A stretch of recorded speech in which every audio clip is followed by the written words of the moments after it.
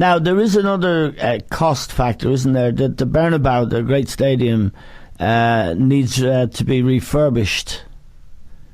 Yeah, and there's a cost factor there. And the other question I wanted to put to you, Richard, was by all accounts, Perez, the president who makes all the big calls, is obsessed with bringing Neymar back to Spain from PSG and paying whatever it costs to get him, and hence they didn't spend any money in the summer. Yeah, these are two very important points. The first point to do with the stadium, that's really annoying Real Madrid fans. Perez, his background, of course, is in construction. He runs one of the biggest global construction companies in the world. He wants to do this stadium renovation project. Effectively, it's not increasing the capacity. It's remodeling the stadium, putting in a retractable roof. So the fans are furious. They're saying, "Why aren't you spending money on new squad players, particularly a new striker, instead of splurging 575 million on a retractable roof?" So that's just about get a striker for that these days. yeah. Well, a Real Madrid striker. Yeah, and then the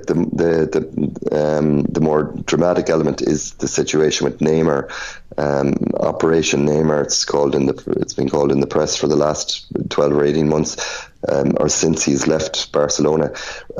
Perez has an obsession with getting him into the club. We could talk about whether he's good value or not, because he's achieved very little in the game beyond a Champions League title with Barcelona when he was obviously playing second fiddle to Messi. But his time at Paris Saint-Germain has been unsuccessful.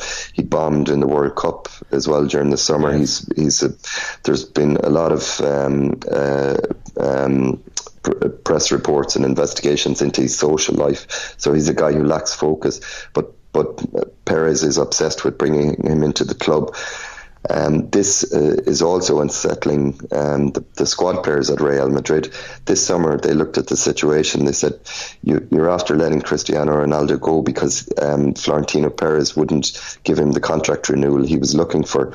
I think we've mentioned before on the show that Florentino Perez didn't sign Cristiano Ronaldo, so he was never a favoured son of his. So they always had a frosty relationship. Yes. So the squad players looked at this and they were saying, instead of holding on to Cristiano Ronaldo, you go out and you try and broker a deal, which you did with Neymar during the summer, offering him 50 million net a season.